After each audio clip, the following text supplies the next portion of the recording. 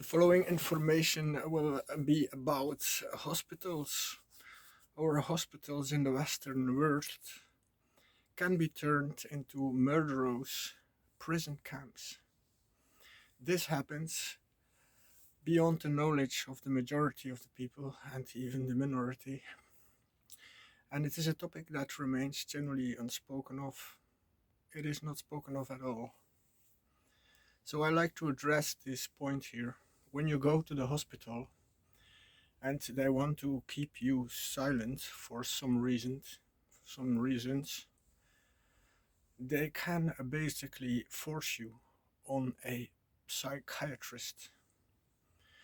Now, once you speak to the psychiatrist, you now become a mental patient, regardless. And this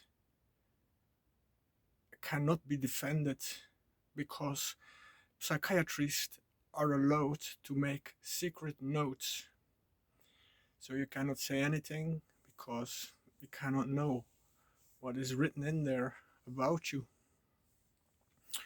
So you have basically the right to look into your medical documents, your medical profile, but there it is bypassed. You cannot do so.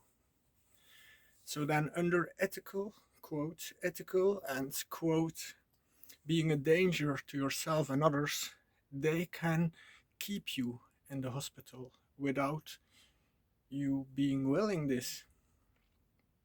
It can go even further. They can then put you in the psychiatry for similar reasons, which may remain undefined. Now, this is in short. The following part will be explained in a video and here and after, I think. We'll see how I will publish it. And if we go into detail, and you are having a disease which is new or is a certain disease which remains unknown or which remains not easy to diagnose, etc., quote, mysterious diseases or neurodegenerative diseases, like you have so many nowadays, ME, CFS, that is myalgic encephalomyelitis, or chronic fatigue syndrome, or all these others like ALS and Lou Gehrig's and fibromyalgia. All these things which are very difficult to diagnose are based on viruses which they cannot yet detect. So they cannot really be diagnosed unless you have a specialist which is willing to stand behind you and get some money on you. Because specialists and immunologists and neurologists, which of course concerns neurodegenerative diseases as well, are very expensive because you want to see them in private and in their private practice, because otherwise in hospital you may fall under this imprisonship and you may not survive. So what it can basically do then is you have this disease and you are dying from this neurodegenerative disease, whatever it is, or others. They can give you a broad spectrum antibiotic, which will heal you, okay? It will not cure you because the disease will come back later. But all that time, when you are incarcerated, be it in the general hospital or in psychiatry, they can earn money on you, and you are put to silence because you're very well known that you are forced to silence because you do not need a psychiatrist at all. Okay? And when you are in the psychiatry hospital, then you are even more forced to silence with medications. They can say we will double your medication, or they can say we will give you injections with prolonged release, which are very heavy, and you might not be able to tolerate these very well if you are an immune patient. Okay. Now I can go to in very detail because things are very versatile here. And what I want to say more is that on the end of the story, you are actually confronted with the question: do I really want medical help from the hospital? Is it safe to go? Or do you prefer to die? Or do you prefer to medicate yourself, which is basically not allowed? Okay, by law it is allowed, but in truth, the main reasons why you are one of the main reasons why you're not allowed to go home is because you would medicate yourself. And this is known secretly because Facebook is selling its data to the medical industry, so to hospitals. And there you see that doctors are aware about who you are medically or politically, or whatever secrets you hold that may not be allowed, which would be a danger for the economy and especially for the medical industry. So if you are a medical practitioner at home, you are basically a greatest threat for them, and you should be especially aware about this information here. So to to to finish this talk here, that is that the laws that are established with backdoors are basically forcing people to science and into their debt, because if you are well aware, then you don't want to run the risk of being losing your freedom before you die. You like to die alone, or you like to try your alternative medicines until you in peaceful state come to your end, because it is very hard in the hospital. You get abused, you get experimented on, you get in trouble with the doctor because the doctors are then corrupt, especially also the psychiatrists. Not all of them are so, of course, because I do not want to make fear and people should go to the hospital. At least the majority, you will be treated well, maybe. But we do speak about minority here, which especially concerns the medical interested people and people, with political views, and maybe homeschooling people, parents, or it may be ex-politicians, or you may be an inventor, which is basically making free energy devices. All of these things are very well known because we're all under the AI, artificial intelligence, and it knows everything about you. More or less, we might be all chipped. And so it knows everything about you. It knows what you think. It knows what your plans are.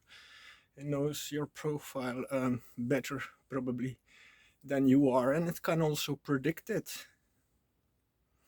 So in order to prevent you going to the hospital again, because you still have this autoimmune disease, this neurodegenerative disease, or this mysterious disease, or new disease, whatever, you are basically kept away from the hospitals because of these laws, these backdoor laws, which especially concerns the psychiatry, as said, and that is the psychiatrist.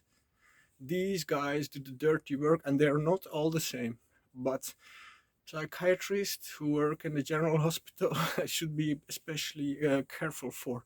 And the best way, if we analyze the whole thing, is to basically don't speak to a psychiatrist. Go with him to the door of your room in the hospital, in the general hospital, because they are also there in the general hospital, without you wanting it, oftentimes. Lead him to the door and don't speak any words, and go to your administration of the hospital, explain your story. That would be the best thing. And of course, you can also try to collect evidence, this and that, which is very difficult because the whole thing, and it doesn't end there, is related to judges, lawyers, guardianship.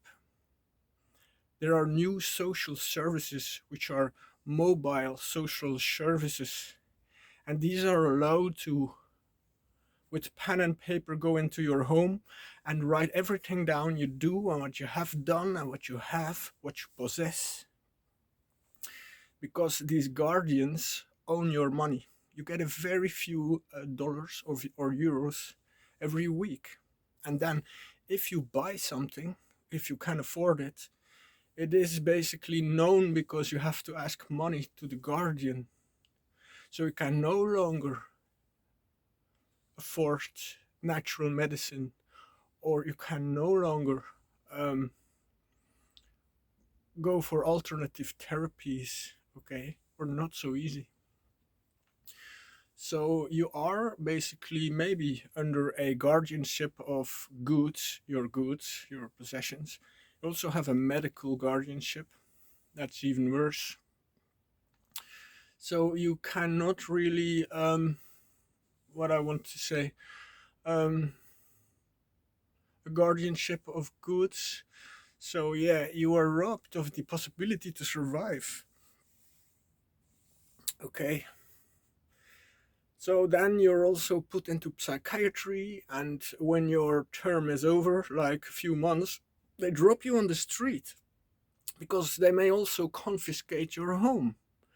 They may seal your home. They take your home away, they put you in psychiatry, all your possessions, all your lab works, like, you're specialized in medicine, you have a laboratory at home, or in, something you can work, you have lots of equipment, this and that, to survive or experience, or you do technology, whatever. Okay, the things you like, which may form a threat to the economy, can all take it away and drop you on the street after the psychiatry if you survive. Now, the last thing I want to say is that I think I forgot. Well, anyways, yeah, we have to do something about this. We cannot allow a psychiatrist who is allowed to make secret notes on you in order to imprison you and let you starve to die and deprive you of your real diagnosis of your physical disease. Okay? And we want to go back to the hospital if people need it. So you can say, well, I have a physical disease, I'm not mentally, because this is all on your personal profile, your medical profile, and they will judge you and treat you like you have a medical profile. If you're a mental person, or quote, a mental person, they will treat you like that, and they may keep you in the hospital. Okay, I think I've said everything until here. Thank you.